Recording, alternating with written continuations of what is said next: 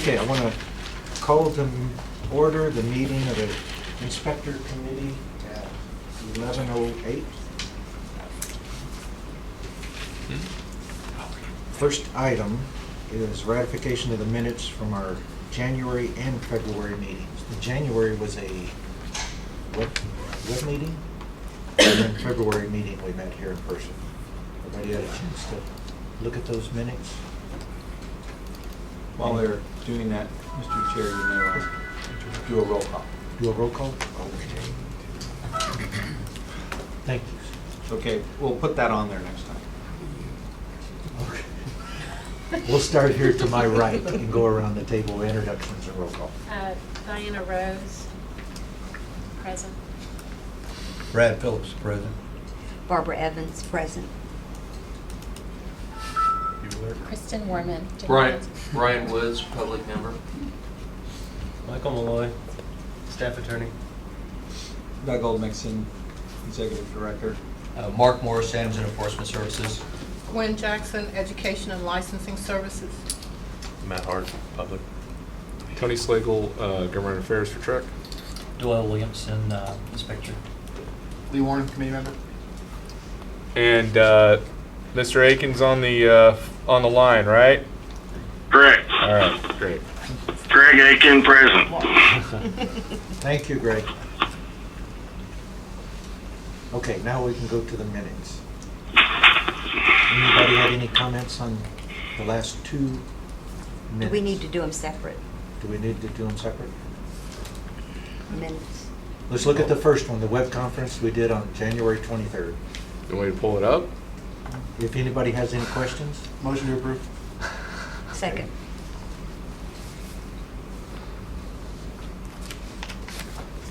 Any discussion on the minutes? Okay, all in favor of accepting the minutes? Aye. You're just ratifying it. Just ratifying? Is that a vote? It is. And for the February 27th meeting that we actually had here, Make a motion to accept. Second. any discussion? Okay, all in favor of ratifying the minutes? Aye. Aye. I think we got enough. Hold on a second. Aye. Hold on a second, Chair, Mr. Chair. Hey, Greg, Yes, are you able to hear everything that's going on? 99% of it. Okay, just wanted to check. Thank Are you in favor of Thank you. ratifying? Thank you for checking. Greg, are you in favor of Yeah. ratifying both sets of minutes from January and February? Of course. Okay, thank you.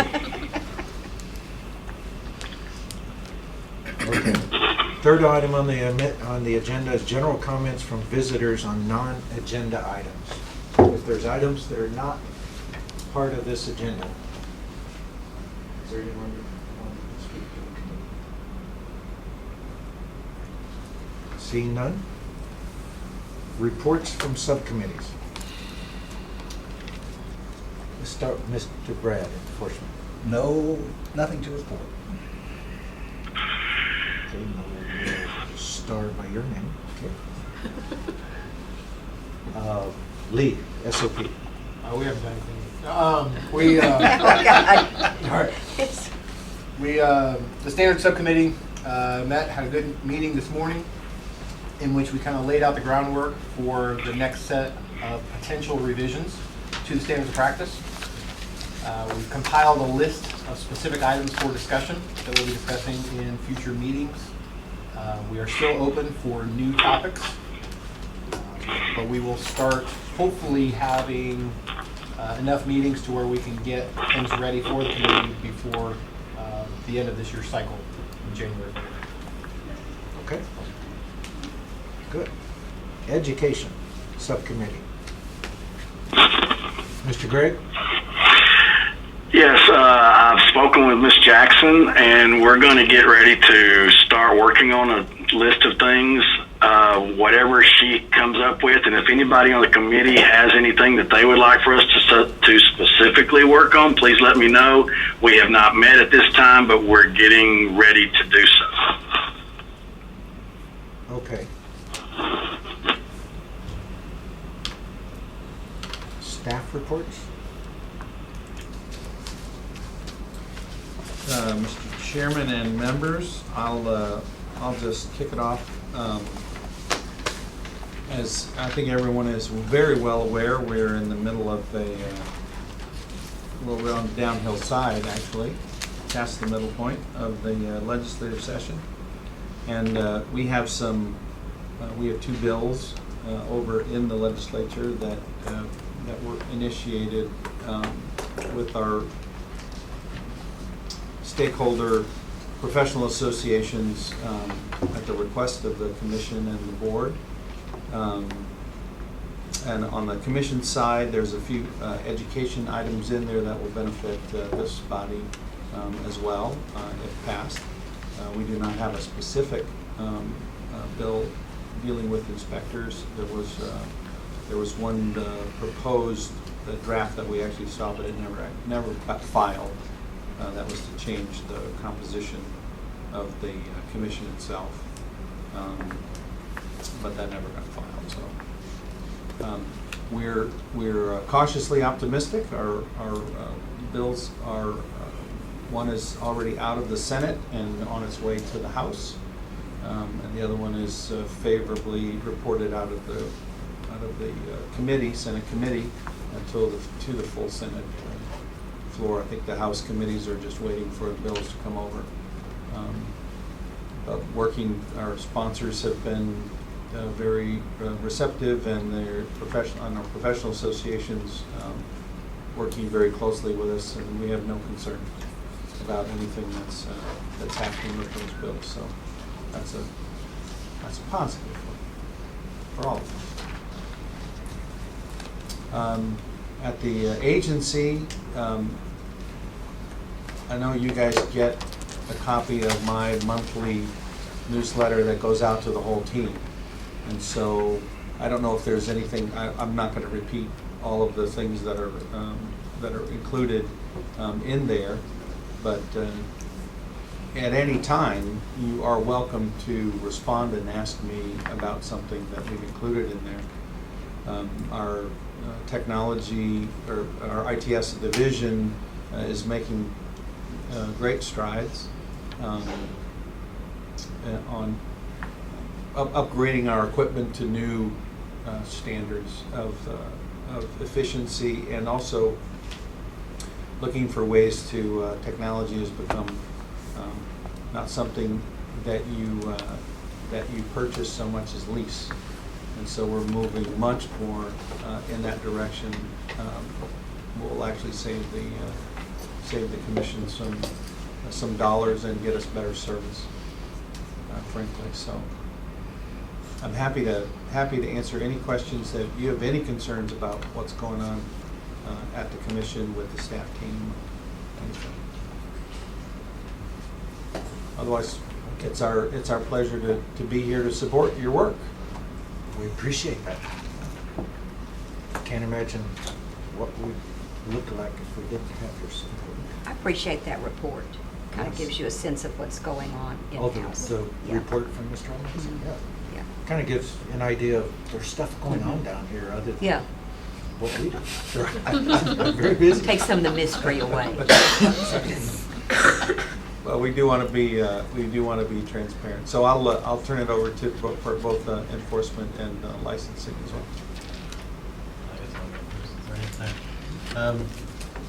This is the inspection report. Since the last committee meeting, there's only 4 disciplinary actions taken. The subsequent pages on it are just a compilation of fiscal year 2015 so far. So we had an agreed order in regards to failure to use the proper form, 2 unlicensed activity. One was a final order, one was an agreed order, and an advisory letter for failure to file a assumed business name, or DBA. If anyone has any questions?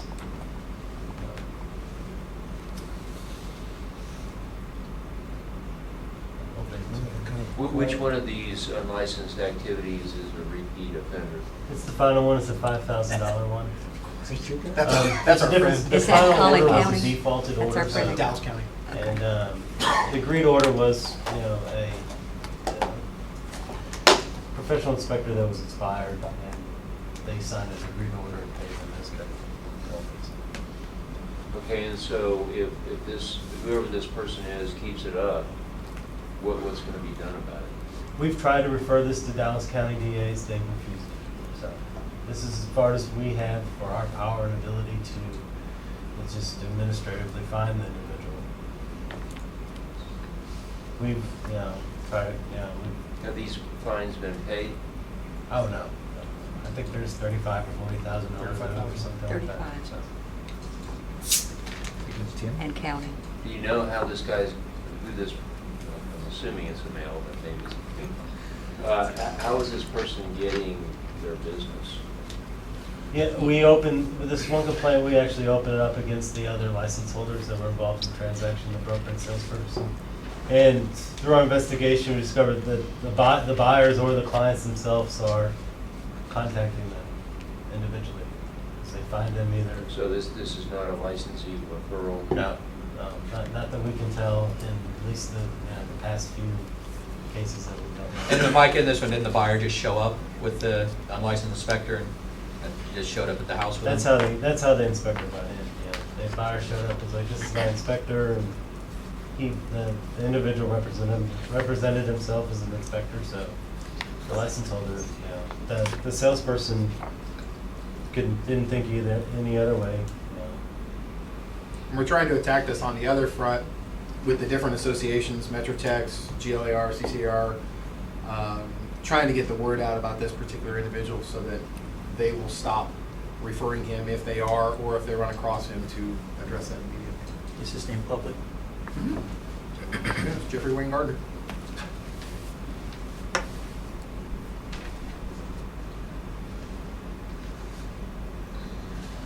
Is that about it?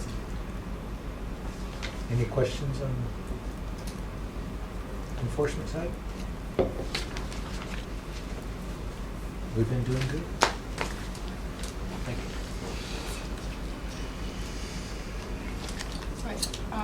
This report shows the number of applications received, licenses issued from those applications, as well as the renewal activity.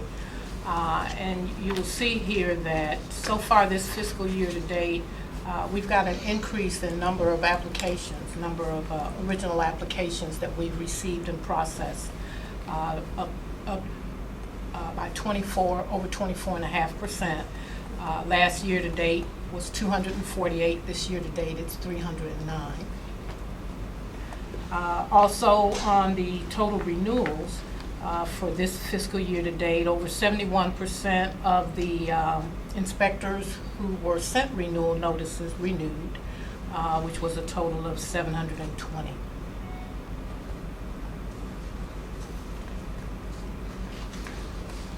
The next report gives us our total number of licensees.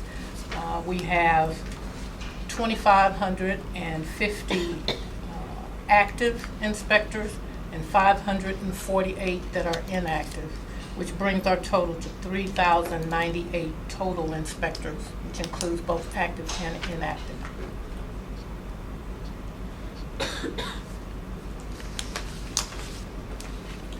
The next report is the examination activity year-to-date through till February, and the examination first attempt pass rates are looking good. There's an increase from that of last year. Currently, the real estate inspector is at, might as well say 52% first attempt pass rate. The professional inspector is at almost 63%. Compared with 41% and 58% of last year.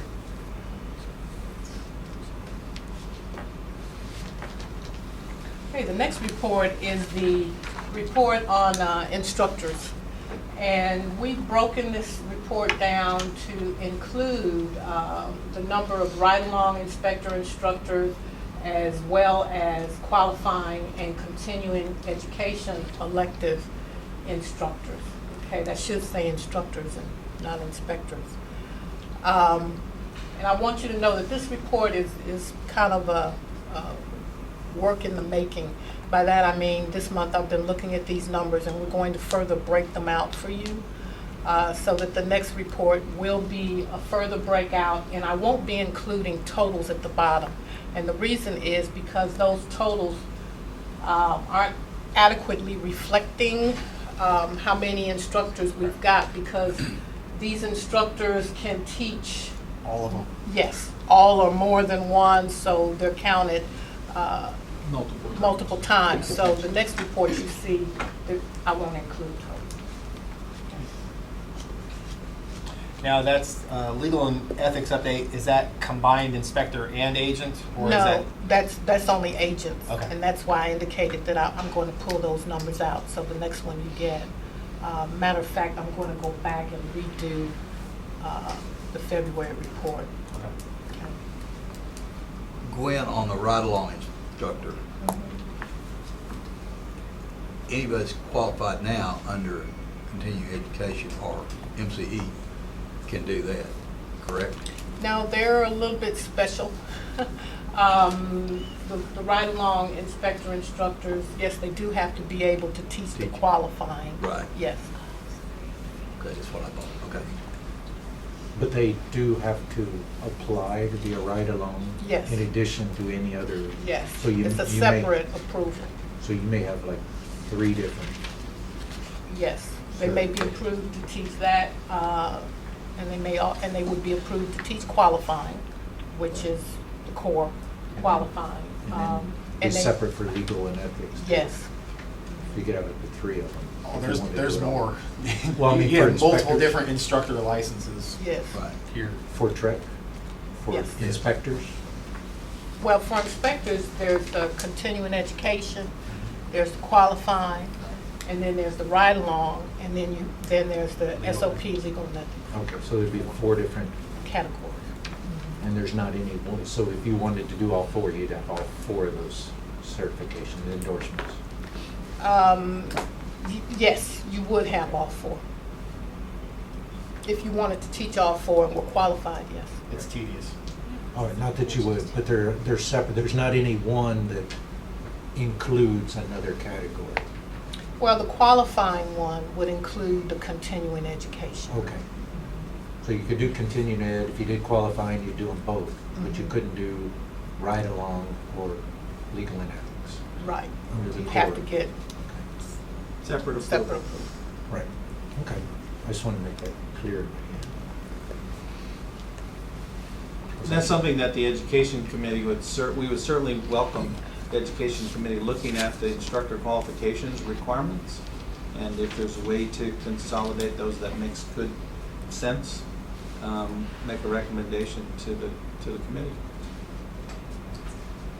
Did you hear that, Greg? Greg? Greg?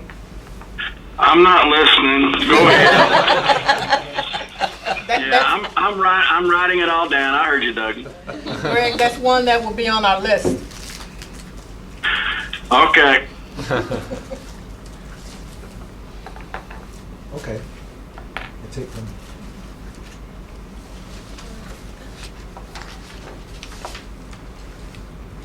That's in the staff reports. Now we're on to number 6. Discussion and possible action regarding comments received on the proposed amendments to 535-223 concerning the standard inspection report form to provide notice relating to corrugated stainless steel tubing, CSST.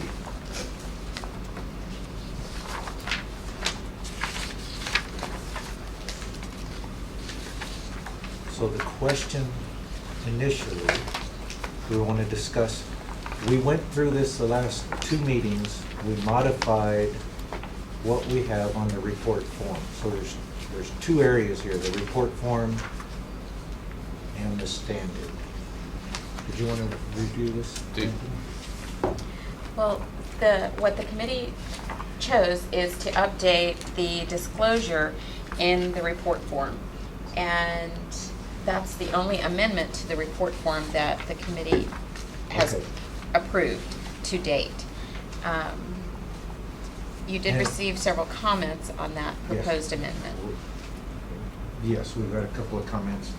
So the last meeting, we just kind of tweaked, and I think, from from the meeting in January. Right, this is the language that came out of the meeting in February Correct. that was adopted by the committee to move forward with. And posted. Recommend to the commission for publication. Yeah, this actually was, the meeting in February was after the commission meeting, so the commission hasn't Seen it. officially seen this yet. Right. Okay. Are you inviting comments on this? Yes. All right, now, I voted for this language out of my own ignorance. I went to dissent from this language. I did not know, I voted for that because I thought at least it had some disclosure to the consumer. My problem with this, and I think inspectors should be concerned about this, is that this puts a tremendous burden on inspectors to determine bonding. And I don't think that the language is properly worded. I don't think this should be an inspector issue, and I don't think it should be an installer issue. I think the consumer should be aware of the presence of this product and the repercussions that could occur from a direct or indirect lightning strike. So to the extent that this language goes forward, I think something is better than nothing. But I don't think the wording lack of bonding is properly placed in this language.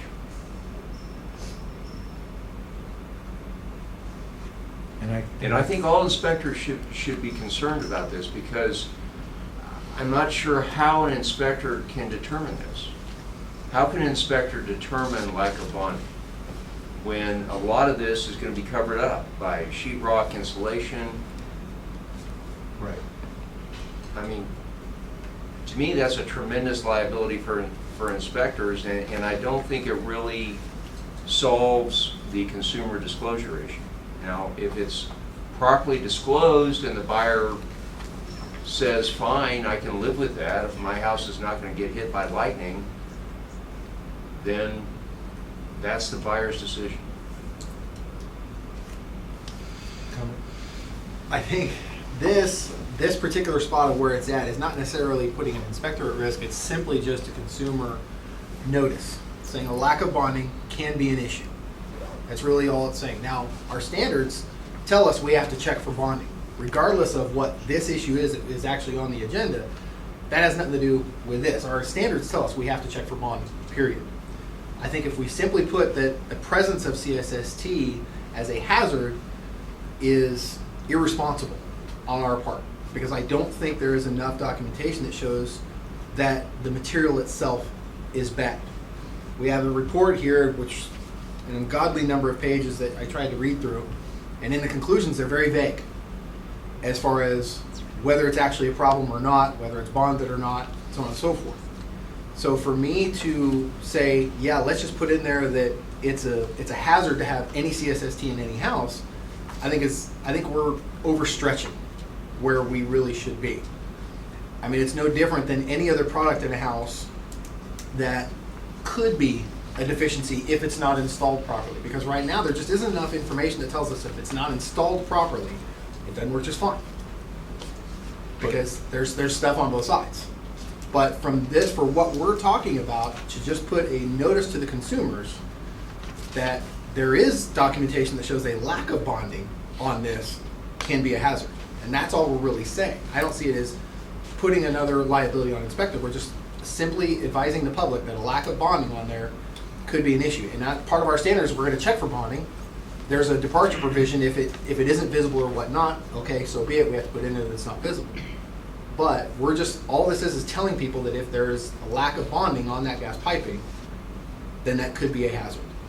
And I think that wording, and I've seen the 2 or 3 other different versions that are there, I think this is probably the best way that we can word it. We don't even know if CSST is in a house. We may never see it. That's To always even, possible. Well, but it's I understand there may be anomalies, but it's generally, from what I've seen, fairly visible. Well, and I don't think anyone's really shown that if it is bonded, it's going to be safe either. So if you say it has to be bonded, Absolutely. are you saying now that you as an inspector have said this is actually safe for your house? No, The industry. we're not saying that. Yeah. We're not saying CSST specifically, we're saying gas line period in this notice. Gas lines under the fuel gas code have to be bonded, and that's a requirement in our standards of practice. And this is just a simple notice that if there's no visible bonding, you write up the deficiency. I think this is as far as we could go on this particular topic, is the way it's worded currently. The only thing we can dig in deeper to is the identification of the gas line in the standards of practice by saying that we see black pipe and we see the corrugated steel. Just by identifying that, we've identified on the front page that it's a potential hazard. It's an awareness. We've notified the buyer at that point that that hazard exists. If the question comes up, we could, verbally delve into the options of how to address that problem if they're concerned about it. What I don't want to do is I don't want to frighten people into hiring an electrician to possibly not even be able to confirm the bonding.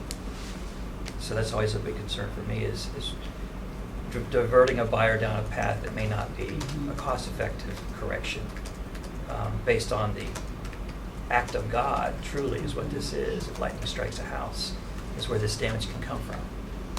I think there are a lot more potential hazards like electrocution, like GFCIs. I think are one of the best things we point out. That is truly a serious risk of injury.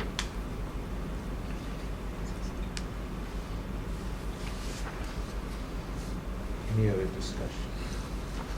Right? Well, my opinion is that's as good as we're gonna get at this point right there. That puts them on notice. We beat that around for 2 meetings, end up with this language, and I think it's the best language we've got. Well, I just think, I think that this lack of bonding lead-in is misleading, that proper bonding is the panacea for this issue, when I don't think that it is. And then also, it's who's going to determine the lack of bonding? We just heard from a professional inspector that maybe even an electrician can't determine that. I disagree with the wording. And Is it the bonding or the actual presence of it? I think they need to be aware. I mean, I heard the act of God, but we've got, all these hurricane windstorm requirements down on the coast. That's an act of God as well. I mean, there are things that happen that can be anticipated. You've got a lot of hill country homes now being built way up on the hill, with metal roofs. I mean, you've got homes that are exposed to lightning strikes. We just had lightning in San Antonio last night. So I think that the consumer needs to be made aware of the presence of this product, and that at least some individuals, I know it's debated, believe that it's a potential fire hazard in a lightning situation. And then if the buyer chooses to ignore it, then or thinks that the risk is minimal, and the buyers do that all the time. I mean, they decide that I love this house and I've got a 0.5% chance of this happening, and I'm going to buy the house. Why not tell them?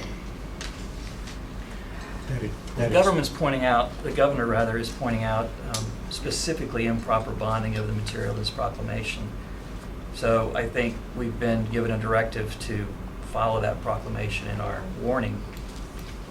But also I wanted to point out that in our front cover page, it also says, the very last portion of the paragraph after the bullet points, it says, if they can be reasonably determined, which in this case. That was the language we hinged on. Right. To come to some sort of a statement without overstating the case. Yeah. You read that report, and Lee, you may be the only other person that waded through that with me, I like I lost this. it at 200. Yeah, Yeah, yeah. that's crazy. Well, and the But some of it's conclusions are repetitive. weak. Yeah, And it very. reminded me of my last published paper that came to nothing, you know. At the end, you're going, where is it, you know? Yeah. But I think, I'm getting the feeling your concern is not so much bonded, not bonded, it's just the presence of it in the house that need to be monitored, which could be addressed in the standards if the standards committee elected to have it as a reportable item, not a defect, but a report, the presence. That's not there's a number of things in the report, in the inspection report, that are just report items. Has nothing to do with deficiencies. We report the water pressure, we report, where Report we type of gas pipe. report the type of gas piping. Yeah, and We actually- report the type of heating system, the gas or electric. I mean, that could be addressed as in the report form via the SOP, reporting the type. 'Cause I get the feeling your concern is that in making a comment, say that we saw a visible bonding jumper on it, it gives them a false sense of security. This house is safe. I think the other issue is that if we just start talking about the presence, we're opening ourselves for a big can of worms. It's no different than the Federal Pacific Stab Block panel and those type of things, but yet that's not in part of this disclosure. It's not part of our standards to specifically call that box out. But every inspector I know, because there's documented reports of failures in those types of panels, we're all going to call them out and say, hey, you might want to have an electrician check this out because there's documented reports of failures in these types of panels. But it's not in the OP1, it's not in that disclosure, and it's not in our standards. Specifically call that brand out. And if we start doing this with CSST, I think we're opening ourselves up for every potential recalled item that all of a sudden we're going to have this ungodly list of things that we're going to have to call out and make that paragraph 20 pages long in order to cover all the bases of that. If we start opening ourselves up, instead of keeping it general with a lack of bonding on gas piping, if we start going into specific products in which Federal Pacific, there are documented failures of those types of things. Plenty of studies, nobody argues that there are issues with that particular type of panel. There's still a lot of gray area when it comes to CSST. Obviously, this report didn't show anything definitive one way or the other. We have fire marshals that say, absolutely, this is a problem. We have, the manufacturers that say it isn't. That's usually the way it goes, but it's a little different. I think if we just start opening ourselves up by saying there's the presence of that as a potential hazard, then we're going to have to start opening ourselves up to every single recalled item that's there. It's going to create more confusion for the consumer than solving the problem. This is as far as we can go, in my opinion, other than a final determining factor from the industry. Or, if a lot of these things, they just go away because the actual problems that exist from the lightning strikes, it becomes less news. So I think at this point, we can just only point out what we know and what we've been directed to identify. And if it becomes important or necessary to determine it as a deficiency, as a true deficiency, because of the outcome of the industry's testing on the material, then we can make the change at that point. But I think this is as far as we can go with what we've got. And the standards of practice to identify the material, I agree with that is present. Well, I put that on the list. my understanding Yeah. that there have been several fire labs, even in the 90s, that have tested this material and determined that it's a fire hazard. So, I'm not sure it's a gray area, but I respect everybody's opinion. I'm just telling you mine. Yes, we appreciate that. We've had issues in the past where we wanted to set a standard that was completely acceptable in the building industry, and that's tough to do. Here's another issue that, just from a lawyer's perspective, you start talking about a lack of proper bonding. I don't know for sure, and maybe enforcement knows the answer to this question, but in a civil court, I don't know for sure if your standards of practice are going to be used as the sole governing standard of the conduct of an inspector. Okay? similar to the state bar disciplinary standards.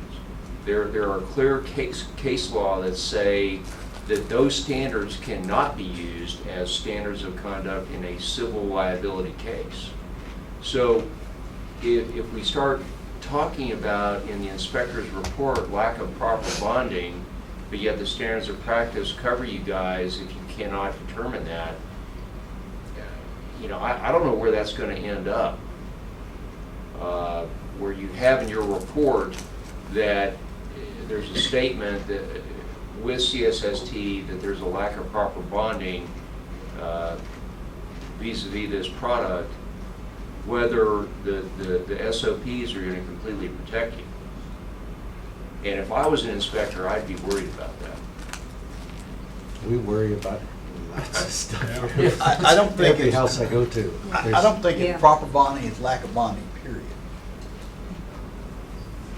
It's either bonded or it's not bonded. Whether it's properly bonded or not, we can't always tell whether it's proper.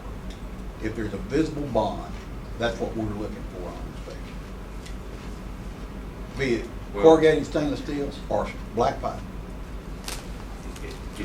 Let me ask enforcement, are you aware of a reported civil decision that the SOPs are the only standards or can be used as the only governing standards for an inspector's conduct? Outside our area of expertise, way outside. Okay. I don't feel like going into an inspection that I'm protected by the SOP in any regard. I think that if I'm going to get sued, it's going to be for whatever they want to bring charges against me or file a petition against me. So even though the standards of practice are there as our guideline, and my contract specifically states out that's all I have to follow, doesn't mean I'm not going to get sued for something else. They never leave an empty chair. Right. I really understand your concern. I really understand your concern. Because, there's no arena where a standards of practice, like you say, protects you totally because anything else can be brought in. There's always a higher standard expected. But I don't know that we can really address that anymore. Well, than we're doing. it's probably two different things. Our first tasking was to make known the bonding issue. And then maybe it's a whole separate issue as the industry reevaluates CSST as to whether or not to follow along the industry guidelines and make mention of CSST like, kind of industry-wide like we're doing with Federal Pacific or, some of the older technologies that didn't really make the cut. But I think the first step was to do something about the bonding and to highlight it. We've done that here. It's probably going to go, talking in the next item, number 7, is also talking about it. Mr. Gregg, do you have a comment? No comment. Okay. Do you agree with the wording as we have it proposed? Yes. We've talked and I don't know if there is a perfect wording, but I'm okay with the one we have. Okay. There's nobody else at the table. Let's see what we got here.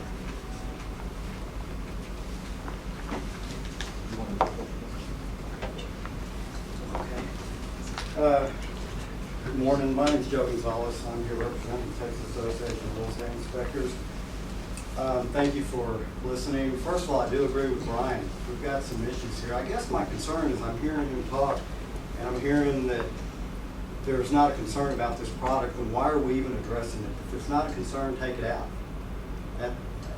So I'm hearing that. As far as lack of bonding, we're talking about, okay, well, our standards say we've got to report lack of bonding. Okay, we've got that right above there, lack of bonding. Then we've got another sub-item that says lack of bonding of corrugated stainless steel tubing.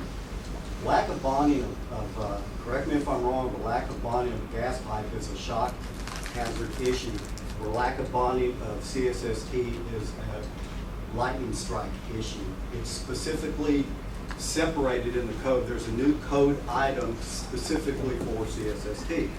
I just wanted to bring that out, and I do agree with Brian on everything he said. Again, thanks for allowing us the time to mention a few things. As a professional association, Treic opposes the language requiring inspectors to report lack of bonding in gas piping, including CSST. Some of the reasons we feel this is that we cannot properly identify if there is a lack of proper bonding. The new 2015 NFPA 54 code and the 2015 International Fuel Gas Code, the UPC, the IRC, they all talk about the bonding wire not exceeding 75 feet in length. For it to be effective, it's got to be the shortest path from A to B. There's no way that we're going to be able to determine that. The other issue we're concerned with is there are many instances where installed CSST may not be readily visible to the inspector. I believe that was brought up by Brian. Behind walls, under insulation, we just can't tell if it's there. We don't want to give the consumer a false sense of security if we don't comment on it. The other issue is what about the number of homes that have CSST that are not even involved in a real estate transaction? We've got a number of consumers out there that do not even know about this product. What about the homes that are listed for sale and the buyers opt out of an inspection? Doesn't happen that often, but on a lot of new homes, we hear a lot where, oh heck, it's a new home, everything is right, so I'm not going to get the inspection. Or we have another consumer that doesn't know anything about this, if they're relying on us. Per the CSST industry, proper bonding will reduce the chances of natural gas leak or fire, but not eliminate them. Again, the language does not ensure that the installed CSST is completely safe and may give the consumer a false sense of security. So you can read that in CSST safe where it talks about it may reduce it, but I've never read anything that says it totally eliminates the possibility of a hazard. On behalf of the Texas consumer, we recommend the following solutions. If the inspector identifies CSST and recommends that they would then recommend that an appropriate manufacturer-approved installer be retained to ensure proper installation and or proper bonding according to manufacturer installation instructions and applicable safety codes, or that a licensed electrician be retained. And we're taking that basically off of the CSST safety day that was written by Governor Rick Perry. The other solution is, it's our understanding that the National Association of State Fire Marshals has worked with the CSST industry on a residential safety awareness campaign. We feel that this effort needs to be expanded to better inform the Texas consumer regarding the safety issues, as opposed to strictly relying on the inspection that may or may not be performed on the Texas residents. So our take basically is we'll identify it, but I think that's where we should stop. Once we identify it, then if we think it's an issue, and obviously it's an issue because we're talking about it. So if we think it's an issue, then let the inspector identify it, but I think there needs to be some language in there saying that obviously we've got some homes that we just can't see it behind walls, under insulation and so forth. But if we identify it, we stop there. Then we need to bring in, if there's anybody out there that's willing to do it, we need to bring somebody in, a manufacturer-approved rep, to say, yes, this is done right or this is done wrong, or however we go from there. So if we identify it, what are we going to then say? It's there and then what? We recommend further evaluation by a manufacturer-approved. And you'll tell them why? Sure. So there's going to be Exactly. standards of practice, or we're going to rely on each individual home inspector to come up with? No. A statement Again, that says we're this. making an issue of this because we're now making this part of the preamble or it's being proposed to be part of the preamble of the report. Right. So whether you want to rely on the inspector, I think it'd probably be wise to come up, and I don't even think you should rush the decision today. I think you maybe ought to really think this out and get it right. Whether it be a special subcommittee that handles this, whatever language you want to come up with. But I think some language needs put in there that if we view it, what steps would that inspector go next? In other words, we're going to recommend them do a follow-up on it. How does the industry want us to? It's not our product. I think the CSST industry should have some interaction as far as where we go from here. Who is best qualified to come out and say, yes, this product has been made safe, or no, it hasn't. We're hearing than a licensed electrician, but we're also seeing reports where licensed electricians are saying, hands off, I'm not doing it.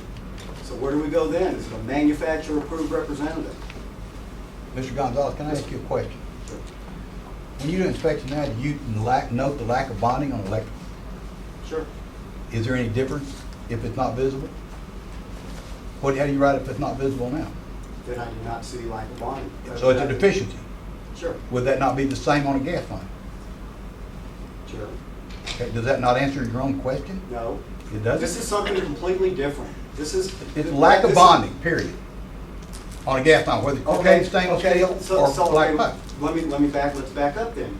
So I see that bonding wire attached to the CST, before the CSST. What am I gonna say? I'm gonna answer that. What am I gonna say? That it's bonded. Is it bonded properly? That's not your question. The question is it bonded? But it's gonna be assumed that we are saying, hey, it's bonded, I'm good to go. We stop there, we say nothing else. No, you can say whatever you want to. Okay. But you're. The standards don't say that, and that's not what this preamble says. Okay, well, I think we're kind of getting beyond where we're Yeah, and talking we about. actually- We're getting into a standards Right. issue, and that can be brought up. I mean, we can bring that up. We're as talking part about of- a safety issue with regard to the Texas consumer. How are we best notifying? If you're leaving it up to the inspector if you're saying that this is a safety concern and you're leaving it up to the inspector to bring it to the consumer's attention, but you're saying, oh, just report whether or not it's bonded and stop there, that's, what good are we doing the consumer? We're really not doing them any good. Well, what we report on is a standards issue, it's not a disclosure issue. This is what we're talking about, and this didn't just come up on the fly that we just thought up at some meeting. This came up, if I'm not mistaken, because the state legislature was about to do something about it, and it was either we do something or they do something. Okay. And trust me when you say, you never want the legislature just coming in and changing our reports. I understand. You don't want that. I'm So- saying that we have some real concerns. Again, I think you ought to listen to what Brian's saying. I agree with everything he's saying. I think that I think we need to be real careful about how we proceed with this. This is obviously a hot topic. If it is a legislature item, this is a hot topic, and we shouldn't take it lightly. We better proceed carefully in what we're asking the inspector to do and how we're asking the inspector to notify. Right now, it looks like everything is being dumped on the inspector to make the consumer aware. What percentage of the consumers are going to be made aware of CSST just by us? Well, Not that It's high not percentage. just CSST, Joe, it's gas line total. Well, I understand that, Brad, but we've already got gas lines in there. That's already addressed. Under electrical.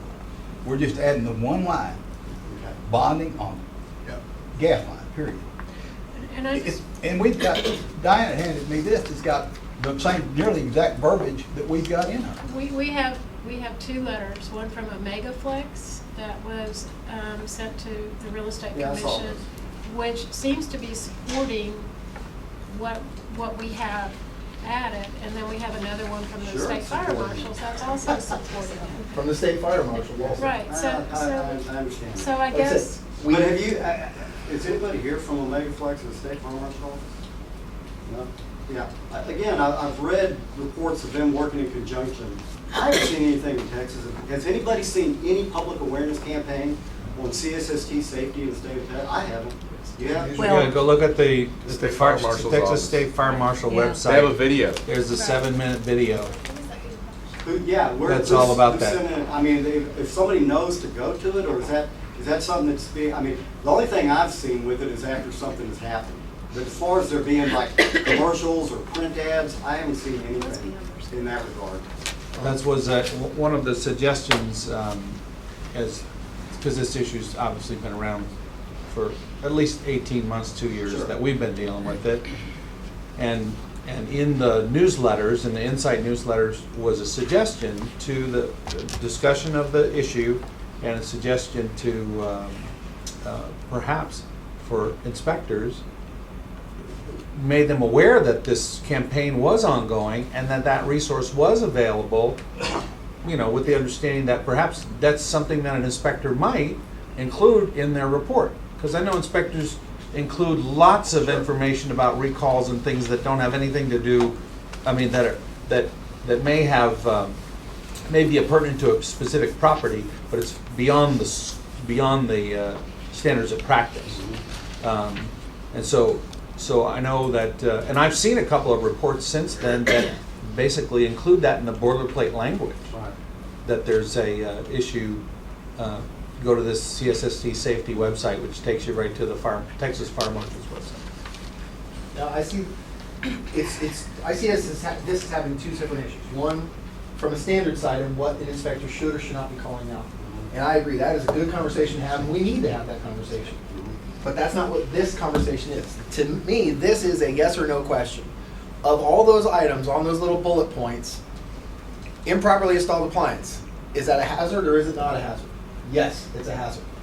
Lack of, or improperly installed, or excuse me, lack of electrical bonding and grounding, is that or is it not a hazard? Yes. Lack of bonding on a gas piping, is or is it not a hazard? Yes.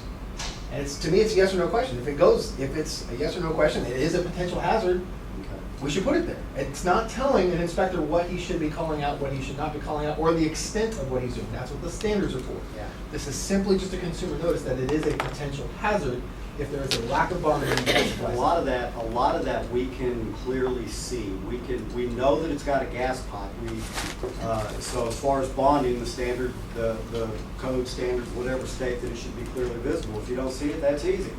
I don't know for sure when I leave that house whether or not it's got CSST. So that's question number one, and you've all brought that up. But that's not what this is. I This isn't to understand that, determine but whether we there's keep CSST in talking the about house. consumer awareness, and I don't see how we are making the consumer feel safe. I Then we really need to bring that up at a standards of practice Yeah. subcommittee meeting, not here.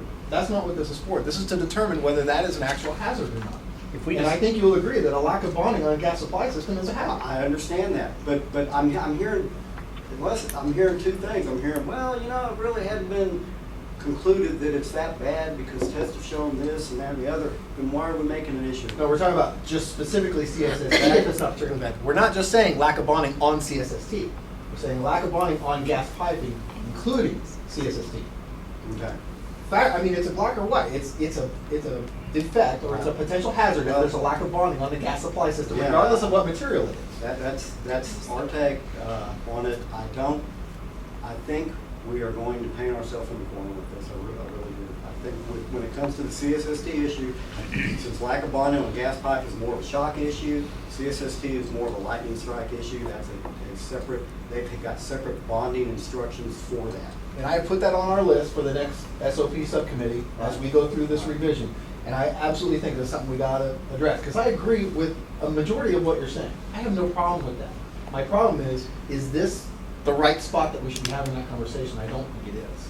I think the standards of practice and potentially changing the standards of what inspectors should look for, what we should call out, not call out, is really where a lot of this should come in. Not on whether it's an actual hazard or not, because I think a lack of bonding on the gas supply system is a hazard. Sure. Sure. And we might find out farther down the road, the mere presence is a hazard. We may, But that absolutely. would be a next step, and we're not there yet. Right. The only way this can be resolved, the hot button that we're all dealing with, the emotional aspect, is in the standards of practice committee. Whether or not we identify the presence of it and then what to do once it's identified. It can't really be resolved. Well, I here. think that needs to be done in conjunction with this, then, because we're actually opening up that can of worms. I So think it's on really, the action list. I think that needs to be done yesterday.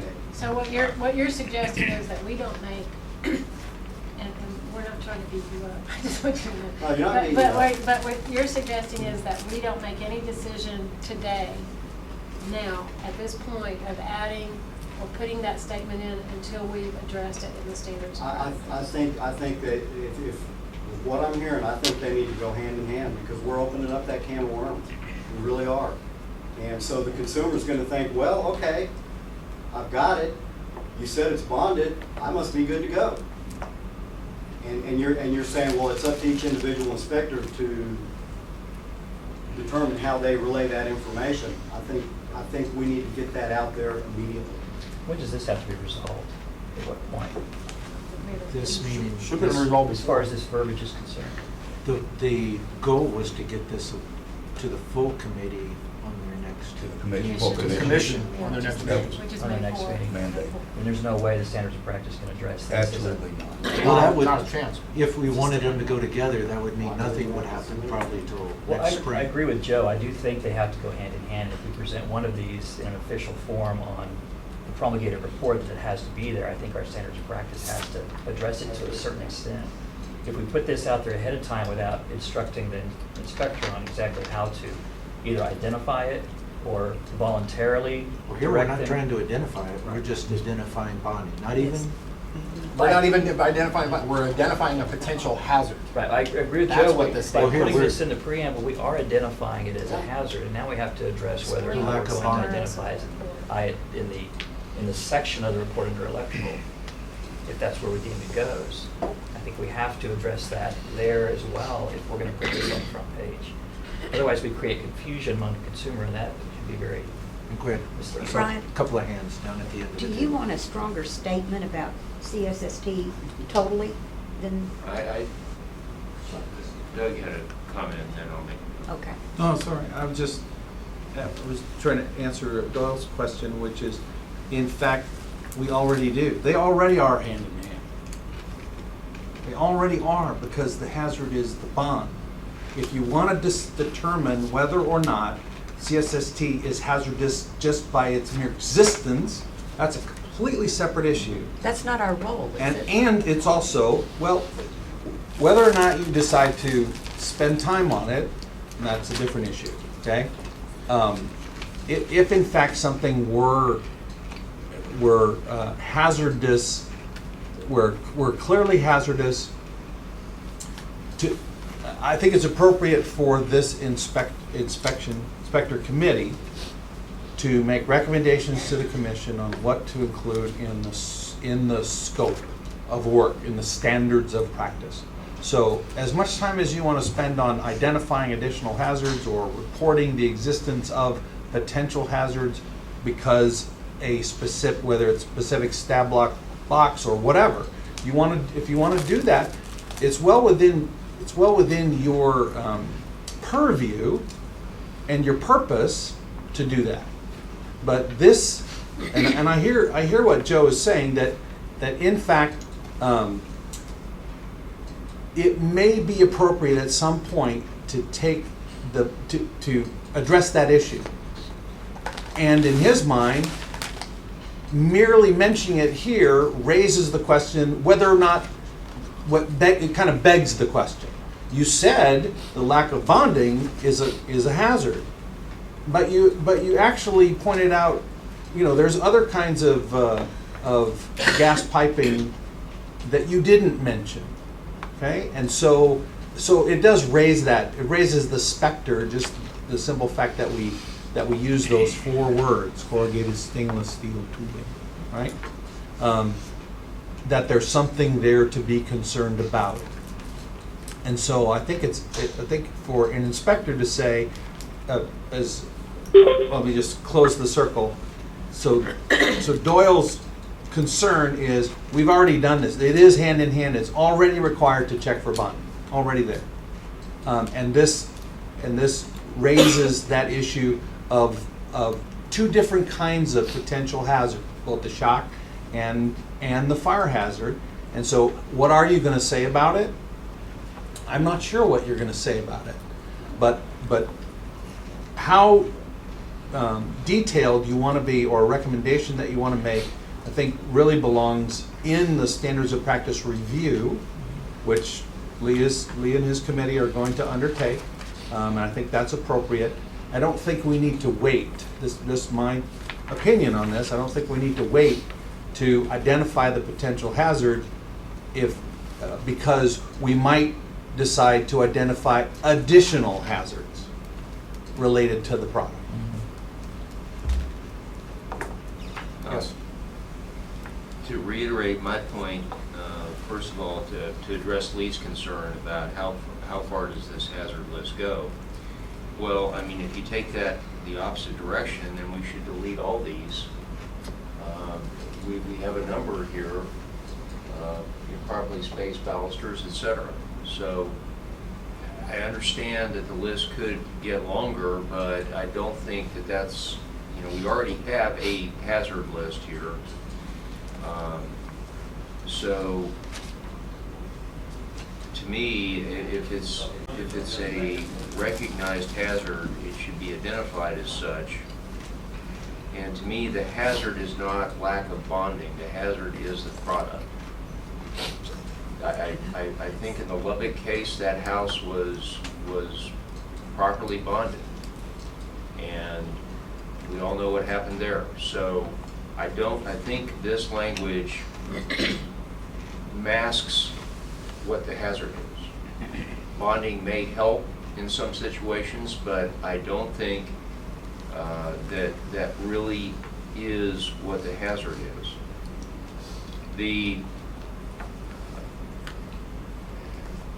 Because, and Lee's comment about, well, it's not in our standard of practice, so that protects us.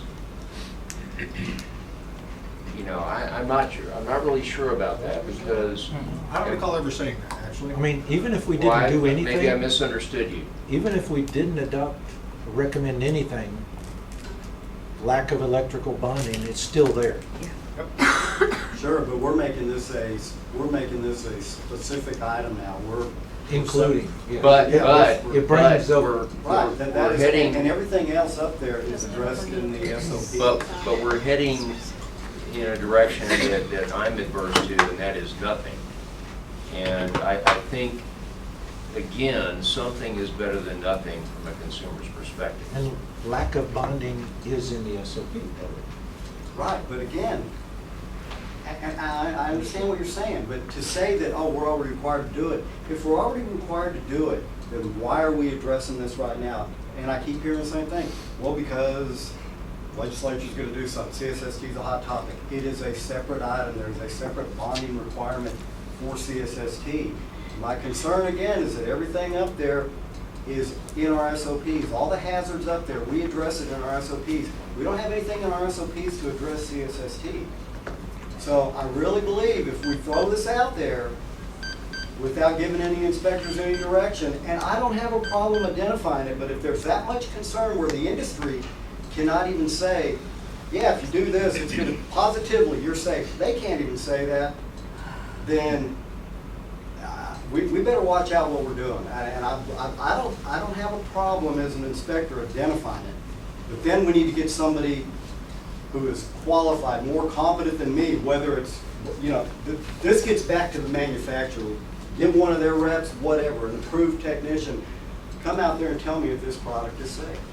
Whether we put that language in or you direct in the SOPs the inspector to include, then we're informing the consumer. We're giving the consumer some direction, but I really believe if we go out there and we say, yeah, okay, we're just reporting the lack of, well, okay, I see a bond wire, it must be good. And we're leading the consumer to think, yeah, this is great, we're good to go. And in reality, they may not be, because they don't know what the distance of that is, of that bond wire.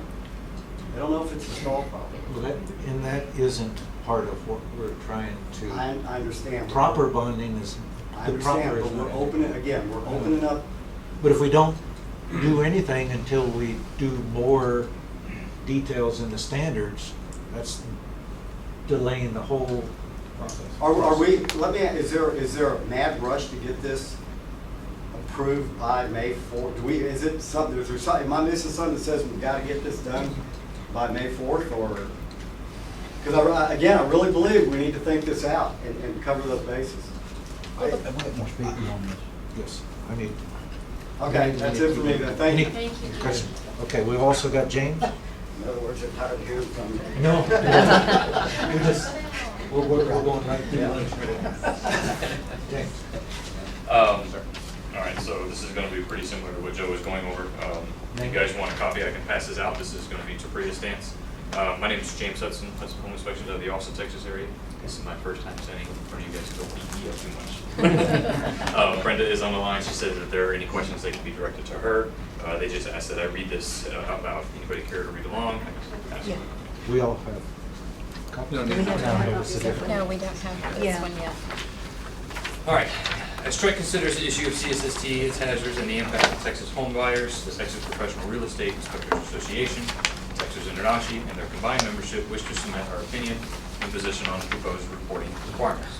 The change in expectation that Texas inspectors be responsible for identifying and reporting a product as deficient has the ICC evaluation services, IRC, and fuel gas code approval, and UL product listing is not reasonable. Determining whether the product is bonded in a visual, non-destructive inspection is not possible by either an inspector or an electrician without regard to whether bonding will render the product or its installation safe. We recommend that wording be adopted that disclaims inspection of visible CSST, automatically recommends further evaluation by a qualified electrical contractor, while acknowledging that even with proper installation, the product may be unsafe. A warning: comments to every report should note that the product may exist, may not be visible, and may pose a fire and personal hazard concerns. If this product is believed to be so hazardous that the inspector be charged with this responsibility, then we suggest that the presence of CSST be disclosed prior to the purchase contract and that the seller's disclosure be the vehicle for this disclosure. This would be no different than any other disclosures currently required, including lead, asbestos, and aluminum wiring. It is our hope that Treic endeavor to protect the consumer without unduly burdening the inspection process with requirements imposed that cannot be reasonably met. Any questions for Jen? I just got a note from Mr. Roebuck that Mike Cawthorn is actually on the line, so any questions, Mike is on the line also. he'd be happy to answer any questions that you guys have for Capri. I have none. Bless you. I agree with this. I guess that's part of my problem. I agree with most of what you're saying, what you're throwing on there too. But that's not what this is. Yeah. This is just identifying that a lack of bonding on a gas supply system is a hazard, which I don't think, and nobody has argued that point. We're just saying including CSST. This isn't necessarily a CSST issue. This is is a lack of bonding on a gas supply system a hazard? Yes. Then it falls under that category. Now, all this is standard stuff, and I absolutely agree that now me as an inspector, if I see CSST in a house, I pull that little paragraph right off CSSTsafety.org, and it goes right in there under plumbing and other.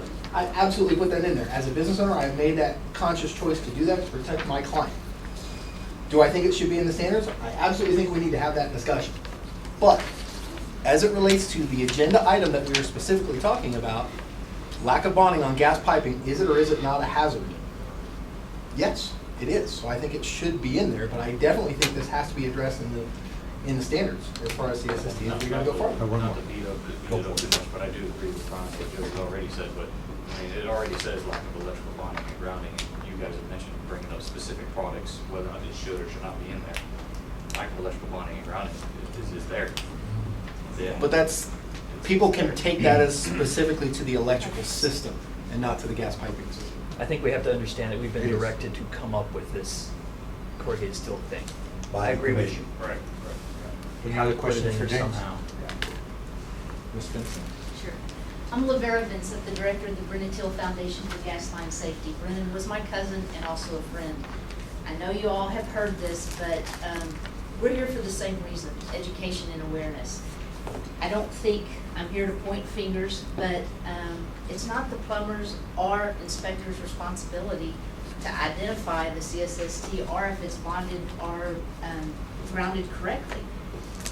But it is our responsibility to let the consumer be aware that there is a danger. I feel very strongly right now, when Brennan was in the new home that was properly bonded and grounded and lightning struck, had he known there was a risk, it would have been easy. Evacuate your home, call 911. But he didn't know that CSST and lightning could have a problem. He didn't know that even though it was bonded, he could still have a problem, and that's why he's not here today. And when we talk about, I guess, the National Association of Fire Marshals website and the CSST safety, that was put on there by the manufacturers. That's one-sided view. I mean, I don't understand. This totally, and I know it's emotional. The other thing I want to let you know, there was a couple of fires a couple of weeks ago, 2 fires within the same neighborhood. News story, they showed the after fire, there was CSST in it. I made a call to the fire station, and I said, I just wanted to see if when you're doing your investigative work, would you consider this CSST? He goes, what? I said, corrugated stainless steel tube. He goes, corrugated what? A firehouse. Had no idea. So if the National Association of State Fire Marshals and the manufacturers are doing some kind of a campaign, somewhere something's gone wrong. Because there's a firehouse that had never heard of CSST. And I guess, I'm not gonna use my full 3 minutes on this, but someone said, if Brennan were here today, what would he want to say to you? Can't answer that. Have no idea. But it struck my heart. But what I do want to say to you is that everybody's heard that perception is reality, right? That's what you've heard. So here's our reality. You appeared to listen, but my perception is that you didn't hear us.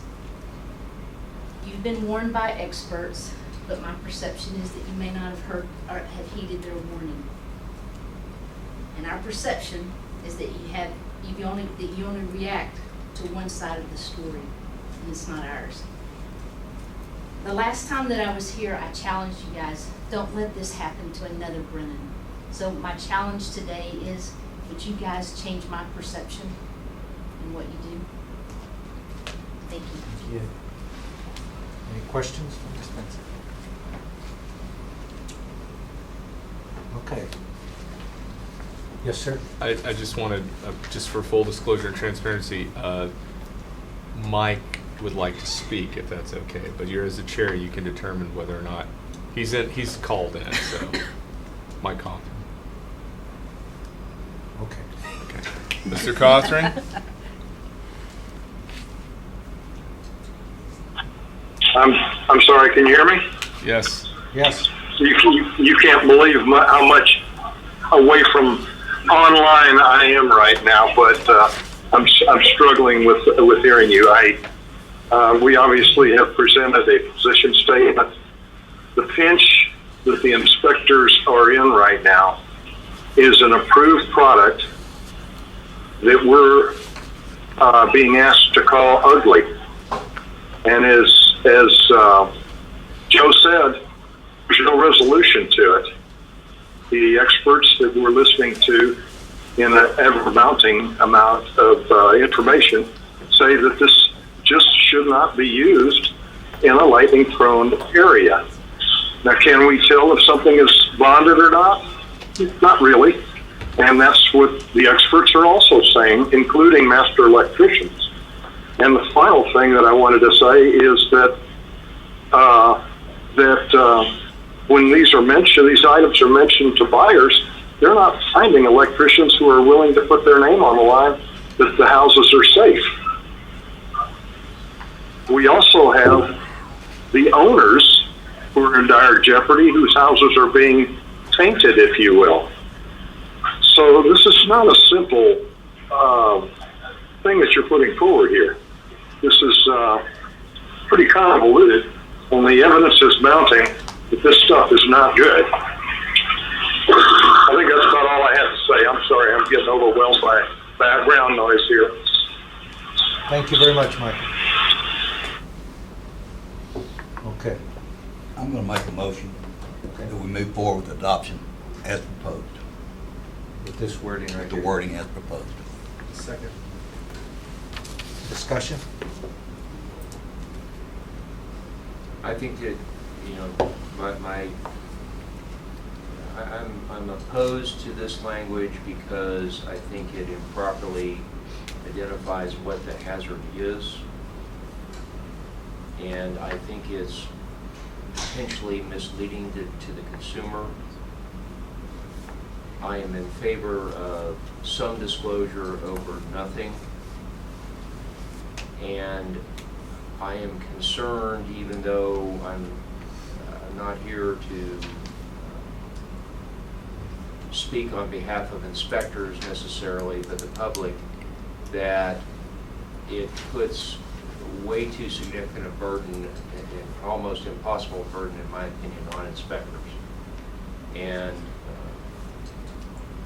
I just think it wrongly places the responsibility for this product on inspectors. So I am opposed to the wording of this disclosure. I am in favor of some disclosure. Okay. I think that this is the first step of many that we're gonna do with CSST. I don't think this is done by a long shot, and I don't think it should be. I think we have a lot to go. I think the majority of where we'll need to address this is gonna be in the standards of practice.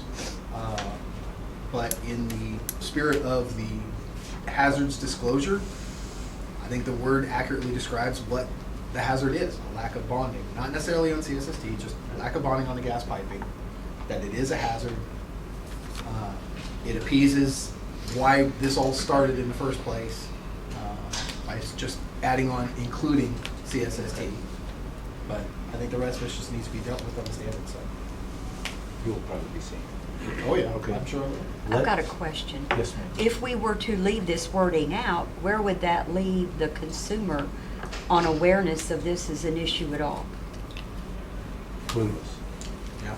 So we're back to nowhere. At least this, for the consumer that actually reads the report, would bring a question. Just like if, I mean, we make, and it brought up before, we make no mention of lead paint. They're brought aware of that through the Treic forms, disclosure forms. Now, keep in mind, as part of redoing the standards, we may change the form in which, if we go through and determine through our conversations about CSST and make some determinations as far as standards concerned, we can go back and change that wording too. You know, as part of that revision of the standards. But this Or starts. at least it starts an awareness. The conversation. Because it's listed as a hazardous. It's a product. notice. It's a Or not notification. the product, the lack of bonding, a hazardous procedure. My concern is if we leave this wording out, we've said nothing. Right. And so I get the feeling a lot of us in this Wanna room do feel something. strongly about CSST and don't want it in our homes and feel like there's a bigger picture. But the reports and the information we have aren't giving us what we need. And the awareness needs to be out there. This report that we received is by someone paid by the industry, and I have a problem with things that aren't independent. And you know, you kind of start looking at who pays them and where they get their monies, and it skews it. It really does. So, you know, I feel like we are back to catch-22 if we don't do this wording. And I'm not as crazy about it as I was maybe a while back, but it isn't strong enough. I think we all feel more about this, but I don't know that we can go there. And that would, the strength would be addressed in the standards. Who's Not- on standards? Tell me again who's, I mean, I know Lee's 1, 2, 3, graciously. and And Brian. Okay. Okay, we've had discussion. Oh, May you I have say another? something real quick? I didn't stand up to sign up to say anything. Might be 2 quick words to put in there that would take some of this gray area and shrink it down a little bit, and that would be lack of manufactured required bonding. Just to shrink it. And put the onus to where it really should be.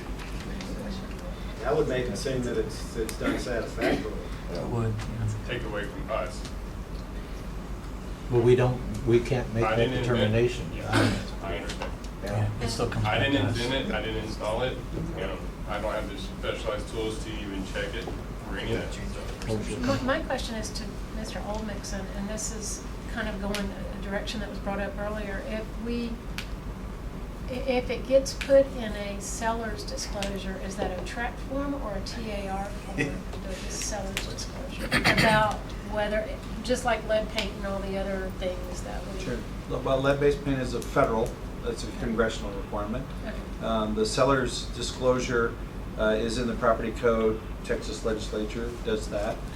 We mirror, the Treic form mirrors that.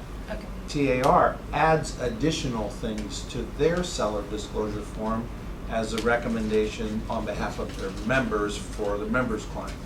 Okay, so there's other directions that people, for instance, you could go to make there be more awareness if you're concerned about consumers not knowing what's in the house, along with other hazards that are on those disclosure forms. So there's other avenues other than just this too.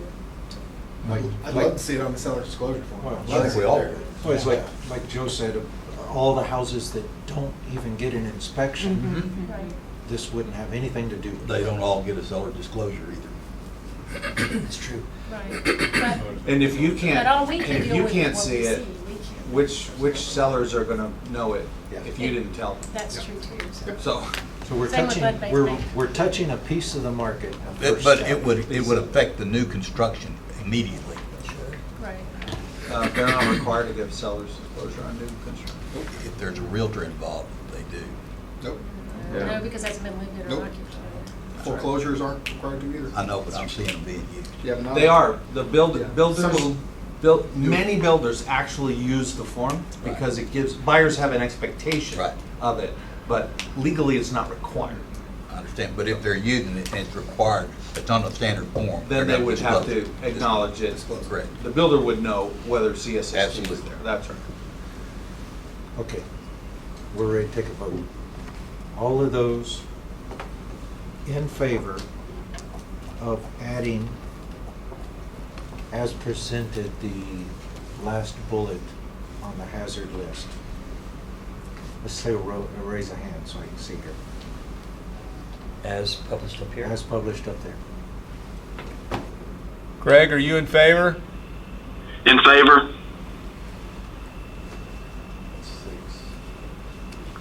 Okay, those opposed? That's 3. And I believe that would carry it forward to the full commission. Yes, and just to be clear, the commission, if it adopts the committee's recommendation, would publish this proposed change in the Texas Register, and there would be an additional period for comments. Correct. This is This is not the end of it. That's actually not the case, because this is adopted by reference. The only change that the commission has to publish is the change to the rule, and that was proposed last time. So we're already within the 30-day comment period. Right, so if they were to go with the rule Sorry, change, this would be mistake. adopted by reference. Right, Doug? If I recall that correctly. The inspector report form is never, outside of being referenced in the rules, never brought forward or published in the register. The form itself isn't. You're Right. correct, yes. But we're in the comment period. Right. This is the comment period. Actually, are we in the comment period? Because this wasn't discussed until after the commission meeting in February. I have to double check. I thought the rule was proposed at the last meeting. Well, if it was proposed at the February meeting, I thought it was. yeah, the same language. It was, well, the language was just the change to the 7-4 to the 7-5. Because that's the only change to the rule there is, because this will be a new inspection report form, 7-5. Okay, item number 7, discuss and possible action regarding amending the OP1 Texas Real Estate Consumer Notice concerning hazards or deficiencies.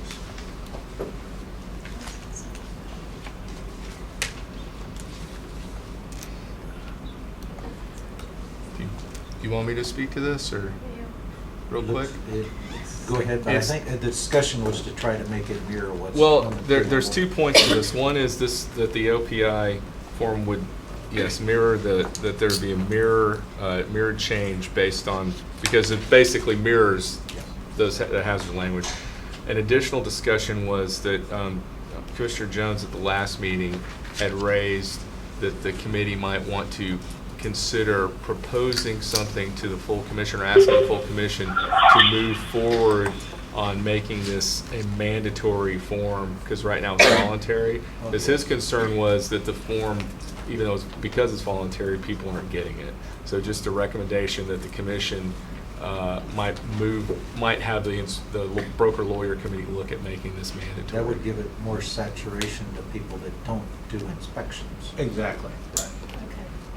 So if we're only hitting 40% of the market, this would hit all of the market that uses the forms? That has represented, that is required to use a Treic standard contract form, yes. Represented by a license holder.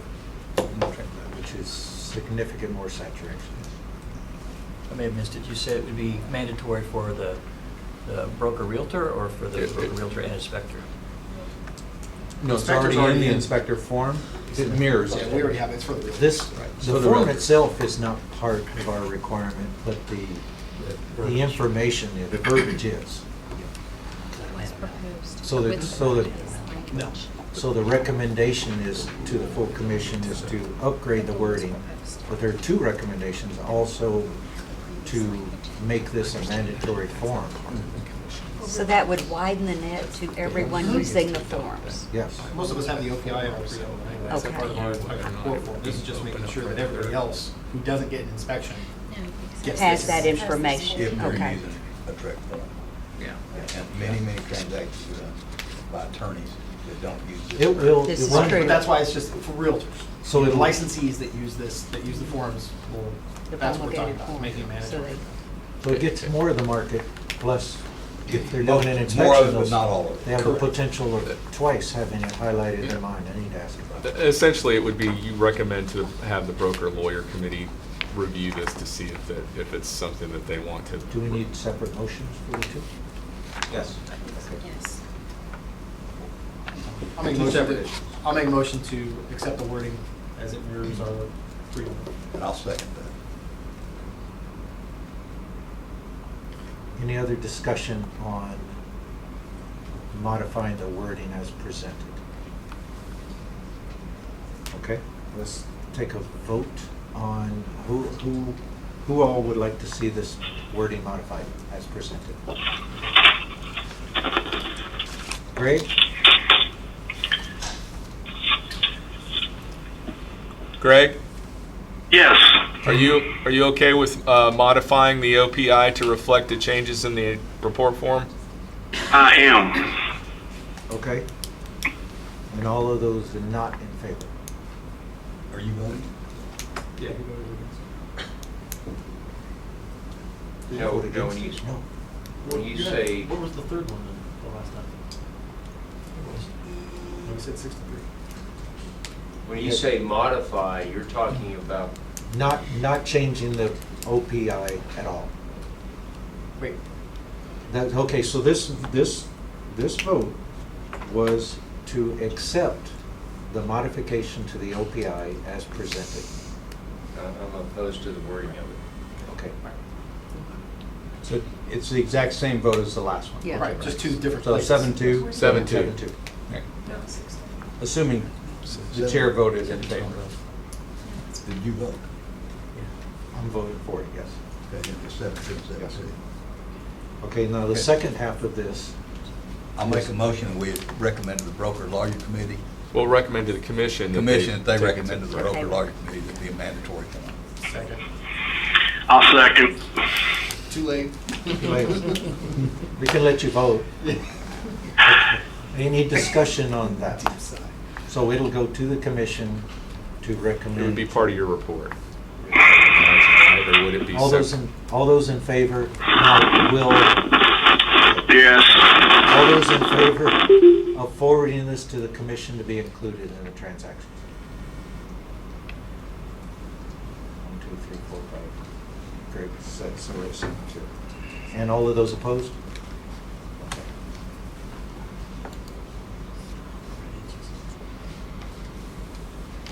Okay.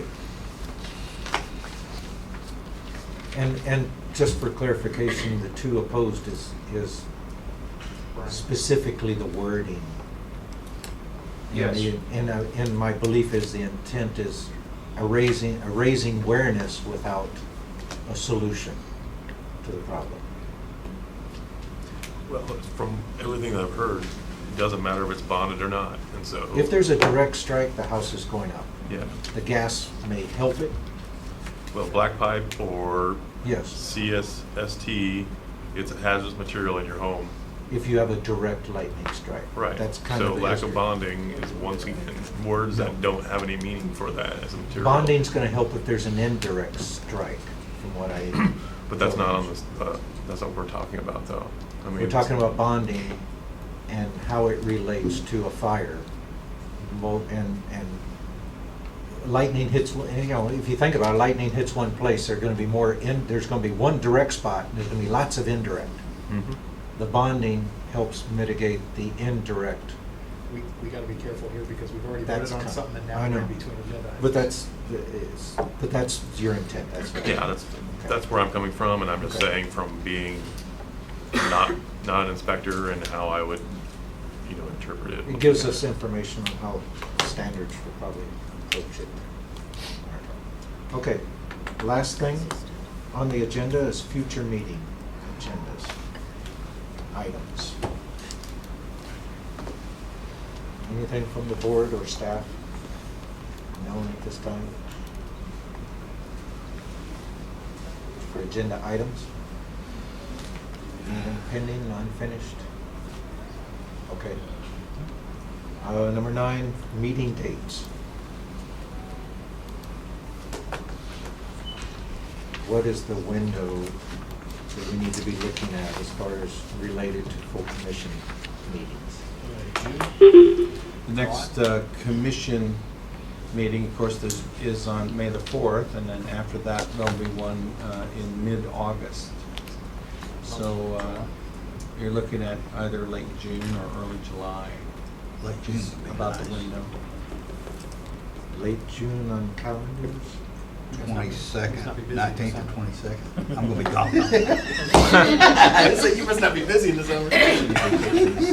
Yeah, he's got a tough schedule. Colorado and then Canada. I'm sorry. You don't have to tell everybody. I just want them to Call know. him out, it's fine. Transparency. I'm just saying, lay it out there. We're just envious. We're just Does envious. the 22nd Are we work? talking the week of the 22nd? 22nd would be great. I can do the 22nd. Monday, the 22nd? Monday, the 22nd of June.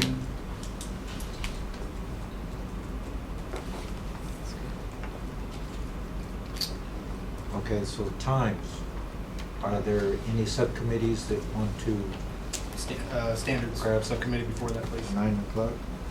And we can have two subcommittee meetings Yeah, in the two morning if we subcommittee need, if we meetings. need to. we Because they're can. different members anyway. so. Right. I know education has got some things on their plate. So there's going to be a standard subcommittee at 9 on the 22nd? And then we'll do the full committee at 11, like today. Will that work? It's on the 22nd of June. It's a Monday. 9 o'clock, subcommittees have an opportunity for meeting, full committee at 11. And we may have a third meeting. I may have May have enforcement? maybe. I'll see if we have enough information to justify one. Okay. Let me know on the enforcement, because I sit on that. Okay. So. I'll let you know ahead of time. We get started at 8. Are you coming in the day before? Mhm. Okay, so we could do an 8 to 9 if we Perfectly need fine to. with that. Okay. Is education going to try and meet? Well, we don't know That's- yet. We don't know. It depends on, Anything else? We open the building at 6, just so you know. We're trying to get him to come in early, he just wasn't doing it. He said he needed his beauty sleep. Unless there's any other discussion, last item is adjournment. So moved. No necessary Time? movement. just Time adjourn. is 12:41.